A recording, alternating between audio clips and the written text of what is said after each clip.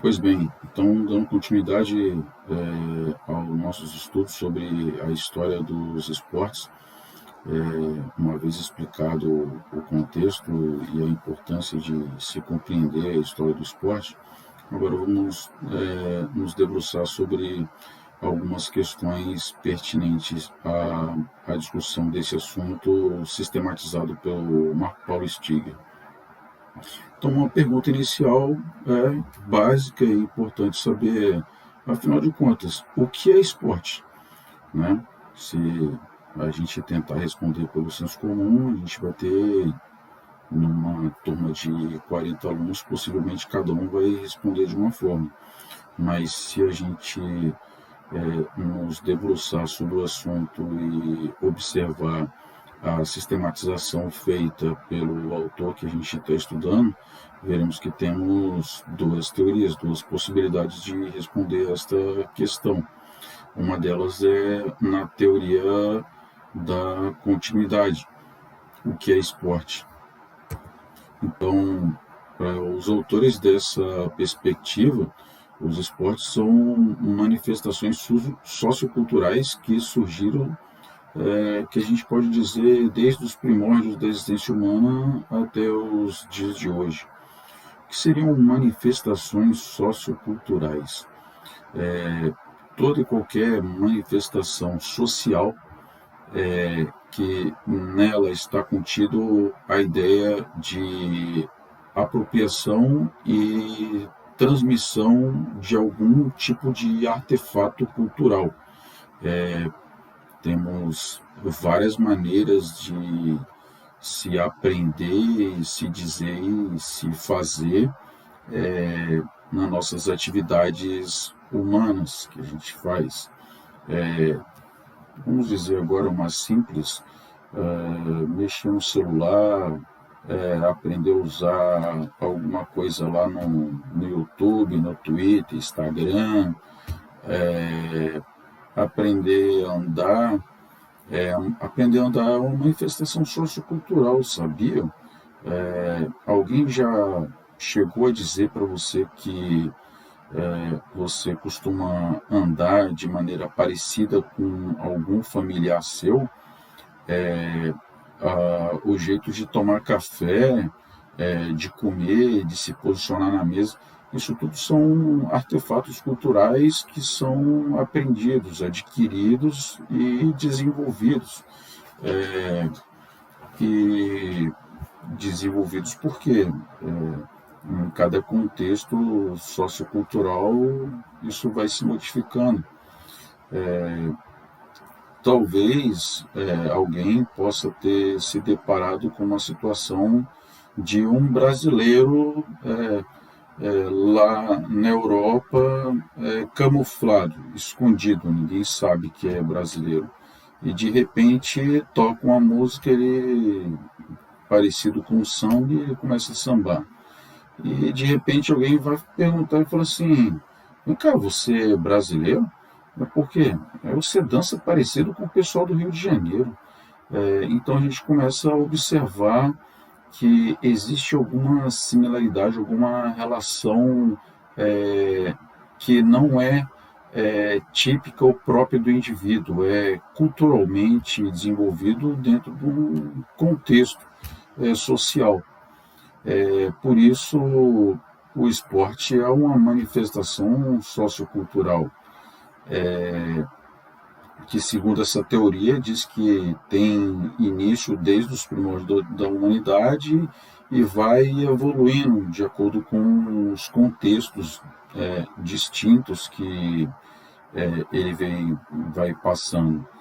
Porém, é importante dizer que, apesar de eu estar respondendo aqui na questão número 1, ela já complementa ou responde também a número 3.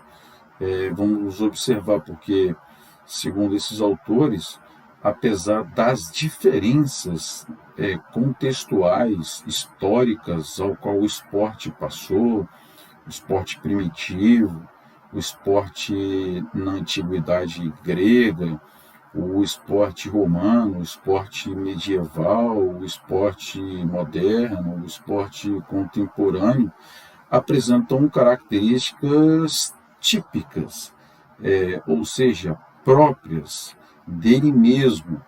Apesar dessas diferenças contextuais, tem determinados elementos que ela se preserva, ela continua. Por isso, a teoria da continuidade. Tal como essa atividade, essa manifestação cultural tem que exigir esforço físico. Então, como para você definir alguma coisa, você precisa criar critérios.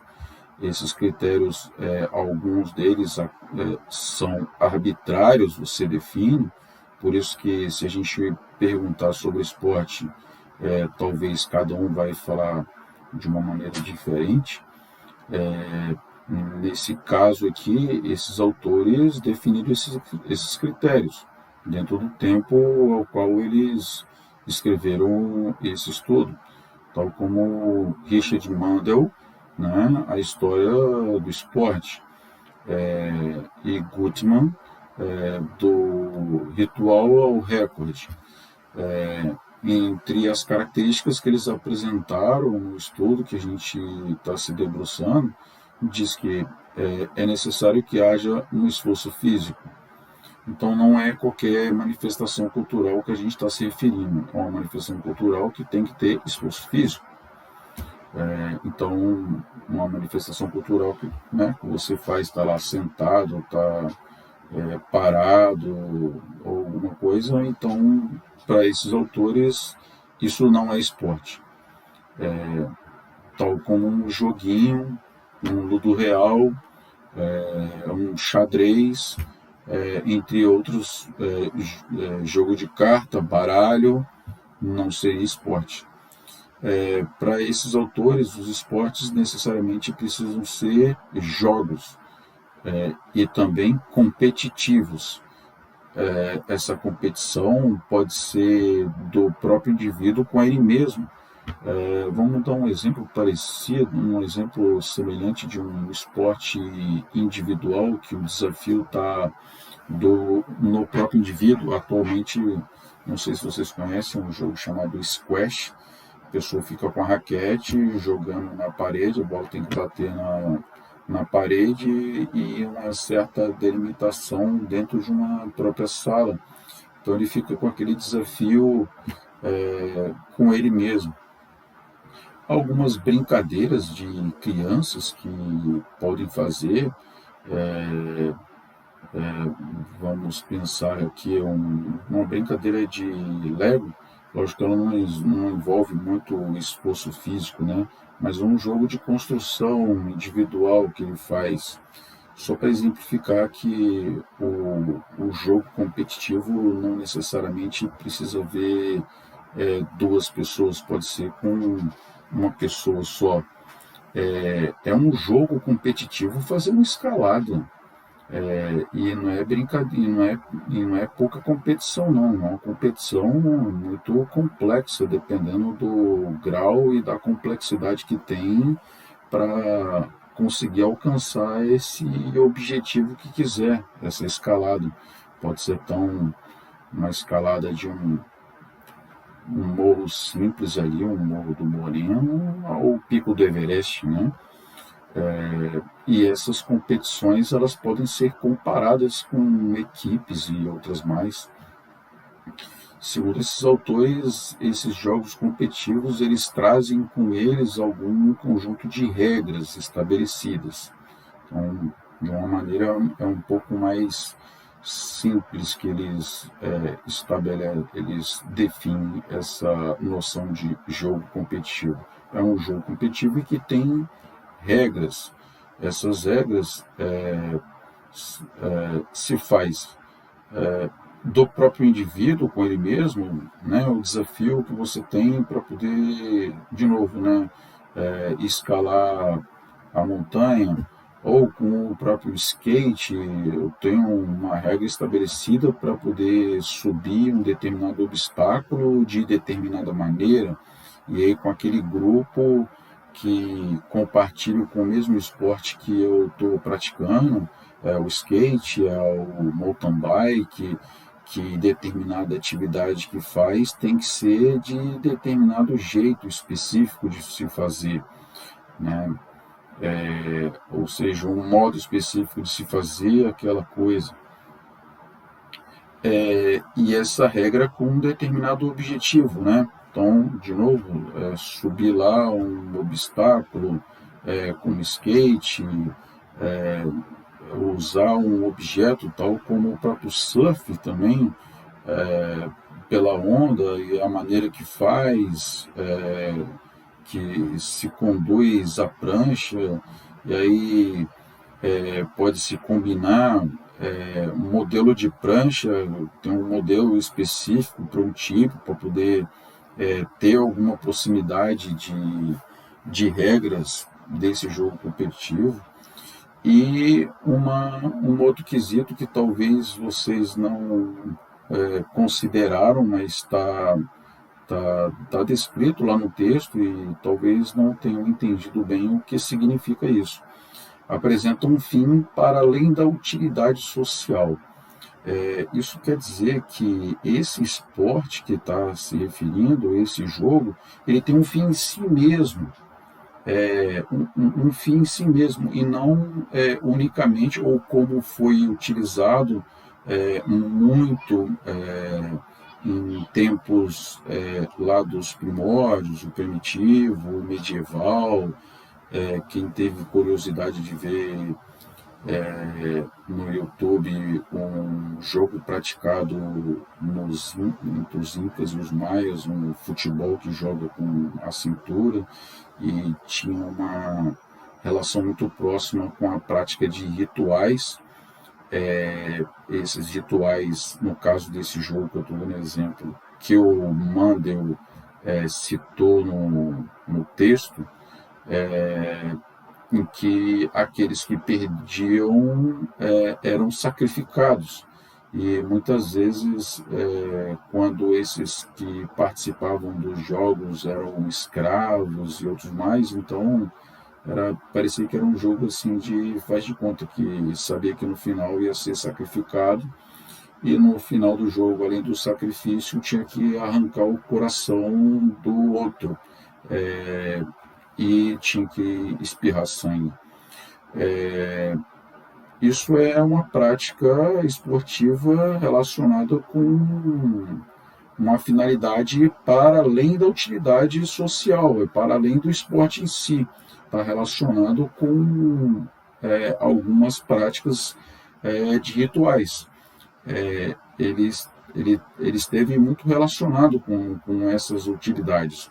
Mas aqui ele está dizendo que não só isso, mas ele apresenta um fim em si mesmo.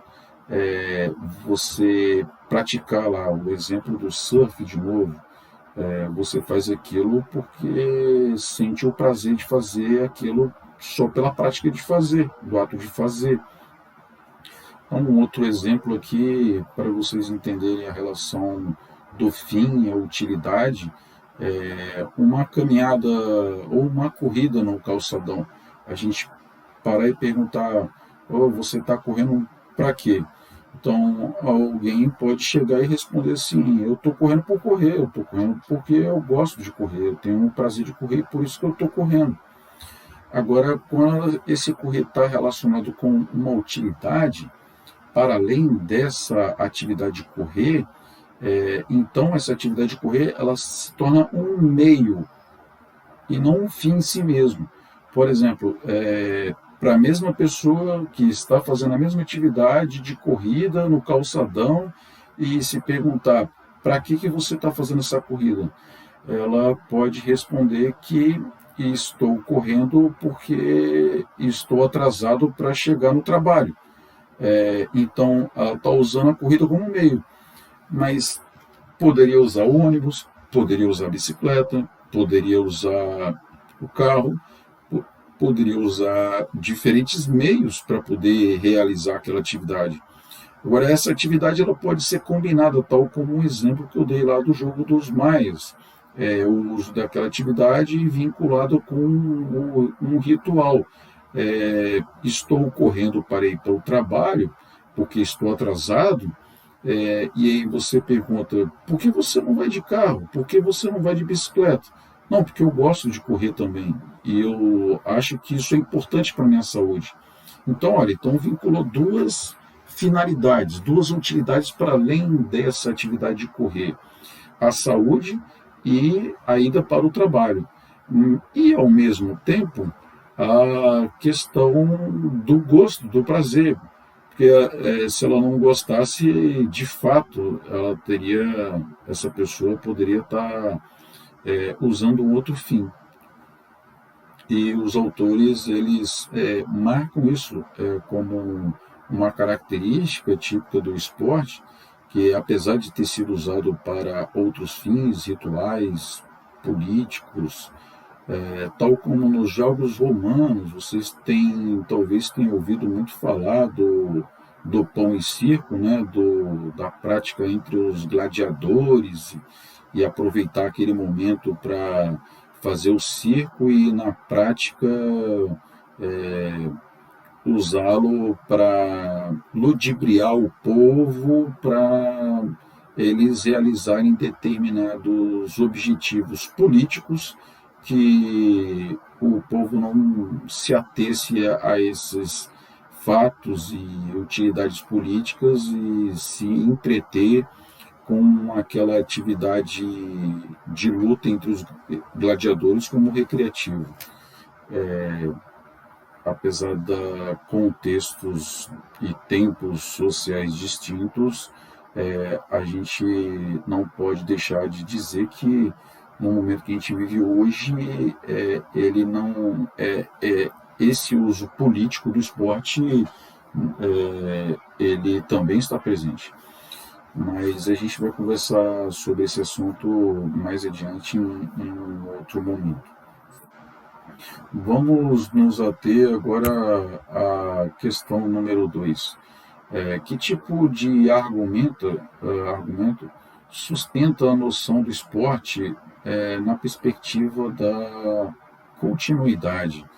É bom a gente entender bem esse significado para poder a gente discernir uma teoria da outra. Afinal de contas, como a gente justifica, como a gente sustenta a ideia do esporte como uma continuidade, de maneira distinta a outra teoria da ruptura ou da tradição inventada. Os autores dessa teoria apresentam uma ideia de que, apesar dos esportes serem uma manifestação sociocultural, com as características ditas anteriores, que acontecem em períodos e contextos históricos distintos, é importante destacar que eles apresentam características semelhantes e por isso que eles entram na mesma categoria, a categoria de ser esporte. Então, são contextos distintos, mas todos eles são esportes, devido às semelhanças das características ditas anteriormente, corrigindo. Em aula a gente tira algumas dúvidas que forem necessárias, mas eu acho que tá bem claro que o que marca essa teoria da continuidade é o aspecto da semelhança das características que essa manifestação sociocultural apresenta em distintos contextos históricos a qual eles se debruçaram a observar. O esporte primitivo, da antiguidade grega, o esporte romano, medieval, moderno, contemporâneo, denominam tudo isso como esporte. Agora vamos nos ater à questão número 3, que houve mudei um pouco aqui a questão, que ela estava extensa e com termos desnecessários, então coloquei ela de maneira um pouco mais objetiva, né? Que características são essas, né? Então, como eu falei anteriormente, eu vou só repetir algumas coisas aqui. Então, nessa teoria, como dito anteriormente, elas apresentam contextos, apesar de contextos históricos distintos, elas mantêm a sua similaridade, por isso são todos esportes, pois apresentam, são um jogo, competitivo, eles apresentam regras, ali não está escrito, mas eu posso já antecipar de texto que virou anteriormente.